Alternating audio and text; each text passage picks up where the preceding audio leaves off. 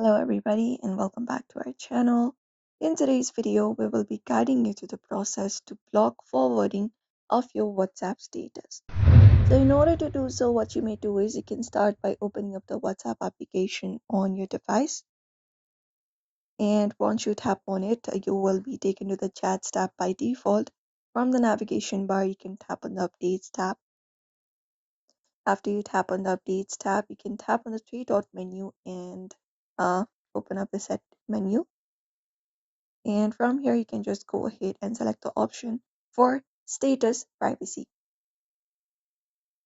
After you select the option for status privacy, here you can choose either my contacts accept, the second option right here, or only share with this third option right here. So what happens is if you select the option for my contacts accept, it will exclude specific contacts from seeing your status. If you exclude a contact, they won't be able to forward your status.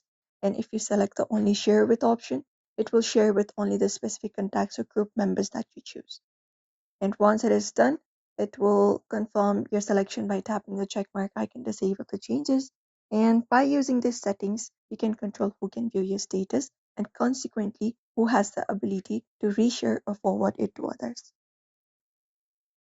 And that is it. So therefore, if you'd also like to go ahead and block the forwarding of your WhatsApp status, this is the simplest method you can follow up. So do not forget to give this video a like and also subscribe for more tips and tutorials.